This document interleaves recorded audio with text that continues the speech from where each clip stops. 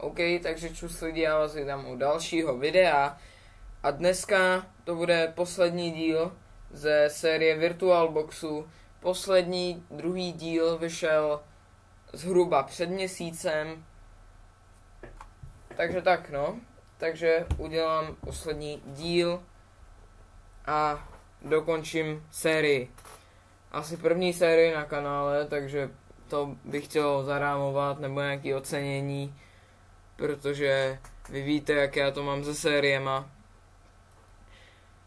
A jo, minulý týden nevyšlo video, nějak jsem na to zapomněl, nevadí, tento týden vyjde toto video a možná ještě nějaké, anebo něco, nebo něco najdu na druhý kanál. Tak, dneska si vysvětlíme, jak si nastavit virtuální stroj. Jenom takhle ještě předem, tak bych chtěl říct, že jsem se na to video nekoukal znova. Nepamatuju si, co v tom minulém videu bylo, takže se omlouvám, pokud bych na něco zapomněl třeba, nebo tak, chápete. Zde jsem teda ve VirtualBoxu v hlavním menu a tady vidíte, pokud byste byli třeba tady nebo někde u nějakého Windowsu, pokud už máte, což je blbost, protože to byste se jinak nedívali na tutoriál. No, každopádně uvidíte něco takového, možná v bílém módu to bude celý ten VirtualBox. A potom zde máte teda nějaké ikony. Musíte prvně kliknout na Tools, pokud byste to neměli, a zde máte ikony, jakoby tlačítka. Je zde nějaké nastavení. Ano, to je obecné nastavení. V tom jsem nic nedělal, v tom jsem se nehrabal. Asi to nepotřebujete. Zde můžete importovat nějaký virtuální stroj, pokud budete nějaký mít, zde můžete exportovat virtuální stroj a zde máte přidat. Na to neklikejte, to není ono. Přidat je, kdybyste si chtěli přidat exportovaný stroj. Tady třeba, když se podívám, ne, tak tady ne, ale někde by to bylo. Nepamatuju si nyní kde. Ale exportovali byste si to, možná je to tohle, exportovali byste si to a potom byste si to přidali. Vy chcete úplně nový, tak kliknete tady na tu hvězdu, jakoby. Zde název pojmenujete třeba podle toho, co budete virtualizovat. Já to pojmenuji jenom takhle Windows. Složku můžete nechat. ISO image si dáte tady jiné. Kliknete prostě tady na tu šipku a dáte jiné a projdete si to. Já teďka pro test zvolím Windows 98 Second Edition česká verze. Pokud zde teďka nevím, co bude, protože to je zašedlé, ale je to edice, takže možná by se tam něco dalo nastavit. Já jsem s VirtualBoxem nepracoval dost dlouho, takže si moc nepamatuju věcí. Zde si zkontrolujte, jestli je to ekvivalentní tomu, co jste vybrali za ISO. Jestli je to Windows, Linux, Mac OS a tak dále. Nebo další. Další je prostě neznámý systém, který není zde v nabídce. Zkontrolujte si Microsoft Windows a zkontrolujte si, co je to za edici. Je zde Windows 98, tak zvolím Windows 98. Pozor, ale u vyšších verzí než Windows XP, tak vidíte 32-bitovou a 64-bitovou verzi. Musíte se zkontrolovat, na jakou edici z těchto dvou je vaše ISO. Jestli je to na Windows 64-bit nebo Windows 32-bit. Když si tady vyberete teda ten Windows, zde jiný Windows, pokud by to byla nějaká speciální verze, nepředpokládám, ale můžete to vybrat tady 32 bit, 64 bit. A ta edice tak by asi byla, kdybych vybral něco novějšího, ne, to není nic novějšího. Vybral bych něco novějšího, jako třeba Windows 10 a tak by zde byla edice Professional, Home a tak dále. Untended install. Nemusíte mě hejtit v komentářích za angličtinu, já vím, že jsem to asi přečetl blbě. No to je jedno. Prostě tady tohleto, tak to bych přeskakoval. Tohle je už totiž předvolené uživatelské jméno, heslo, tak to bych přeskakoval. V této verzi Windowsu to nejde, ale tady, jak vidíte, tento checkbox, který je nyní zašedlý, tak byste ho zaškrtli a přeskočili byste toto. Hardware, to je nic speciálního, to asi víte, ale tady si můžete povolit EFI pro speciální operační systémy, jenom pro speciální operační systémy. Operační paměť. Já mám maximálně v počítači, co mám, tak mám 8 GB RAM. Vidíte, 1000 MB je 1 GB. Takže přidělujte rámku tak, aby vám zbylo na systém, případně na běžící aplikace v pozadí. Takže pro Windows 98 taky 128 MB RAM stačí. Můžete si taky na internetu najít, doporučuji najít si doporučený počet, jako doporučenou kapacitu paměti RAM operační. Procesory, podle toho, kolik jich máte, na Windows 98 stačí 1, 2, 3, 4 a tak. Na Windows 98 stačí úplně v pohodě 1. Hard disk. Vytvořit virtuální hard disk doporučuji vám. Zde si navolíte velikost. Pokud máte disk jako já, který má 300 GB, nemůžete zvolit 2 TB. V systému by se asi zvolil jako 2 TB, ale teda zobrazil jako 2 TB, ale byly by problémy, takže pro Windows 98 tak stačí například 1 GB, což je 1000 megabajtů. VDI VirtualBox Disk Image to používám. Tyhle ty dvě věci tím úplně nerozumím, ale alokovaná velikost, já bych to nechal odškrtlé. Používat už vytvořený hard disk nebo soubor hard disků, protože to jsou VDI, tak to bych nedoporučoval, jenom pokud chcete dual boot ve virtuálce, což nevím, proč byste dělali. Takže tak. Následně dáte dokončit, ale teď jsem si všimnul ještě jedné věci. Vy to možná budete mít jako režim průvodce. Pokud jako pro větší přesnost, podle tohoto tutoriálu dejte si to na expertní režim. Vysvětlil jsem vám to tady, takže myslím si, že nebude problém.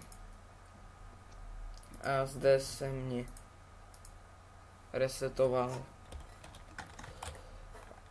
resetovalo to nastavení.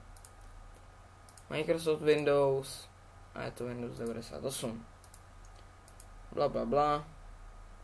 Klidně těch 44 mega, to stačí. 2 giga pohoda. Potom zde dáte teda dokončit a máte svoje VMko. Zde máte nastavení, to vám taky vysvětlím. Zde teda název můžete změnit, ale soubor zůstane stejný. Jenom zde název bude jenom zde to bude přejmenované, si myslím. Nepřejmenovával jsem nikdy nic. Sdílená schránka to bych nechal, táhni a pusť to bych nechal. Složka pro snímky vám potom vysvětlím. Popis můžete napsat, nevím, moje VM nebo bližší popis k tomu systému. Šifrování disku nemusíte. Základní deska. Nechal bych všechno, disketa není potřeba.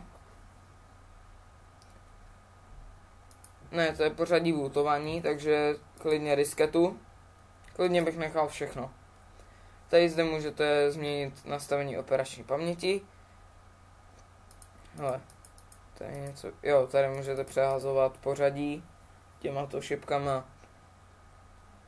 Čipová sada, to bych nechal na pokoji. TPM 2.0 můžete pro Windows 11, pokud chcete šifrovat disk. Ukazovací zařízení můžete nastavit, pokud byste měli problém, nechal bych to tak. Rozšířené možnosti, to jsem taky do toho nehrabal. Asi to nebudete potřebovat. Procesory, tady můžete nastavit, kolik těch procesorů to bude mít.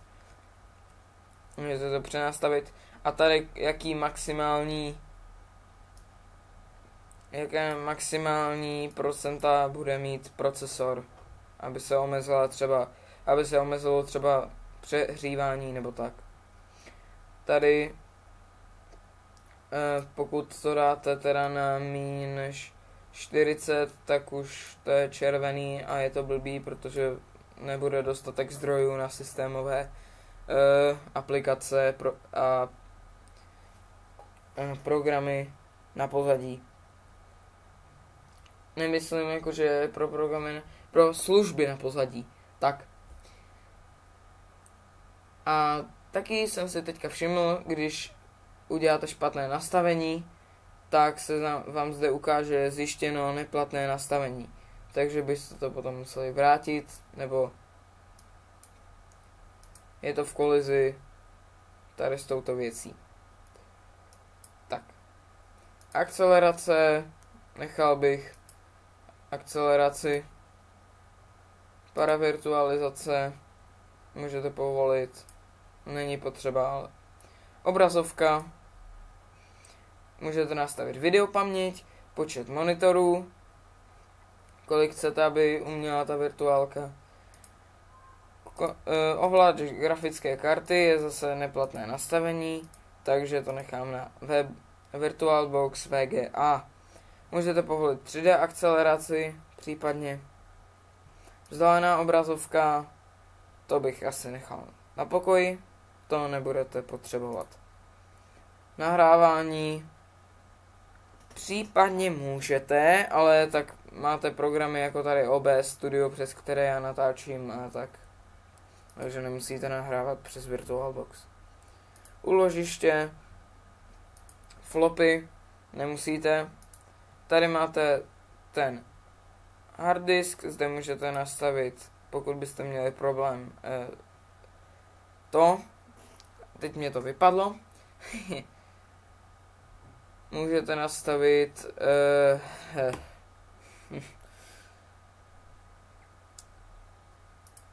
no, potom si vzpomenu možná.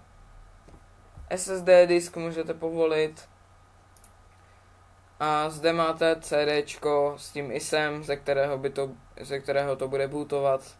Pokud to nezrušíte zde, tak vám to bude z toho bootovat a musíte to mít pro instalaci systému nebo flopy.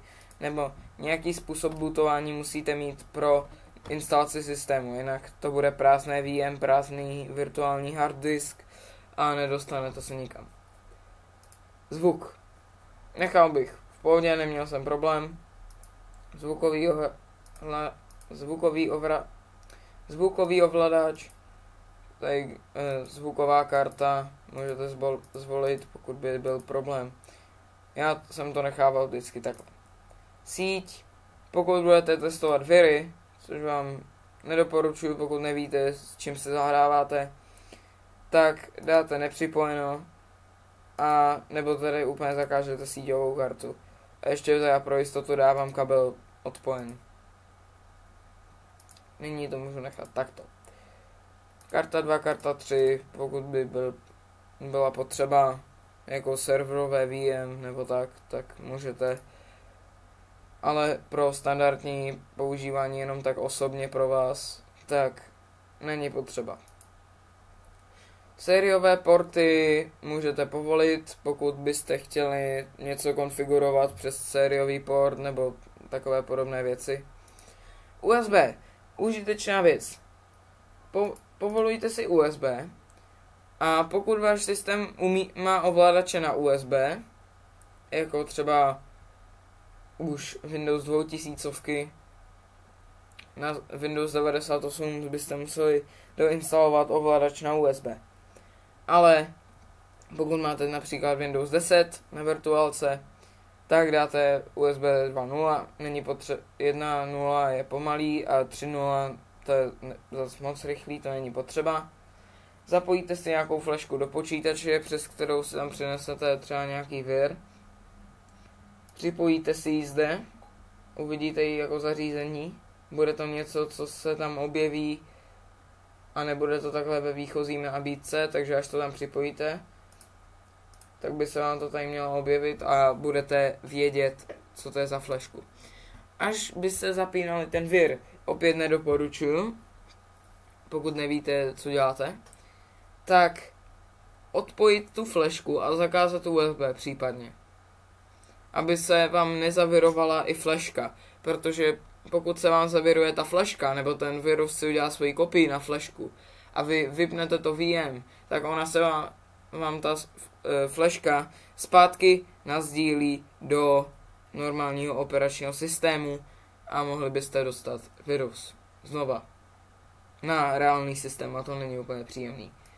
Sdílené složky kde dáte přidat a nastavíte si, vlastně můžu to ukázat, tady cestu ke složce si vyberete, najdete si tu složku, potom dáte vybrat složku, název složky, jaký chcete, aby byla v tom VM a můžete dát pro ty viry tak dát pouze pro čtení, ale je to blbost, protože pokud si ten vir chcete z toho vykopírovat, tak ne, ale dávejte jenom automatické připojení. Zbytek si tady nastavte název složky, toto bych nechal. Cestu ke složce, jasně. A ta složka se vám objeví v tom VirtualBoxu, v tom VMku jako sdílený disk. Ale je to ta složka. Uživatelské rozhraní asi můžete nastavit, pokud budete chtít. To je například, kde se zobrazují tyto ikony, nebo jestli se budou všechny zobrazovat. Já si to nechávám takhle, mně stačí normální nastavení. Zase když teda dám OK, tak v popisu, jestli zde někde mám popis, ne, není zde popis, nevadí. Ne, zde, detaily, tak tady je popis. A tady náhled, jak to běží. Snímky, ty vám ukážu. To je dobrý. Zde, pokud před tím virem máte nainstalovaný systém, chcete tam dát virus. Nedoporučuju to, já to radši řeknu pořád, protože tady by mohl být někdo který by nevěděl, co dělá a potom by si zatáhl virus do reálného počítače. Takže nedoporučuji viry, pokud nevíte, co děláte, ale předtím, než byste si ten vir zapínali, tak musíte dát sejmout snímek. Jinak ten systém můžete instalovat znova.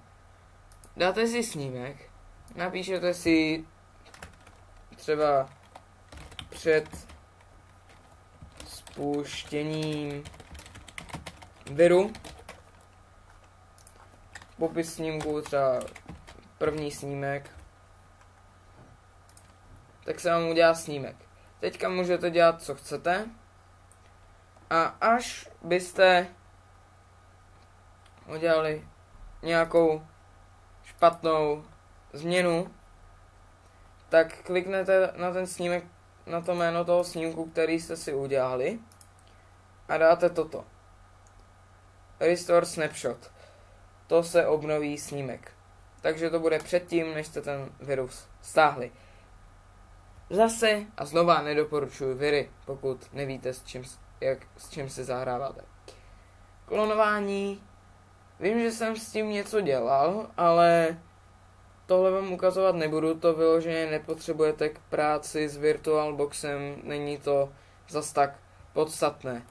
Ukazoval jsem vám tady podstatné věci, ty dodatkové, pokud by byly ty dodatkové věci, které jsem vám tady neukazoval, by byly pro vás podstatné a potřebovali byste je, tak si na to najděte jiný tutoriál, protože já to takhle dělám zjednodušeně pro normální uživatele.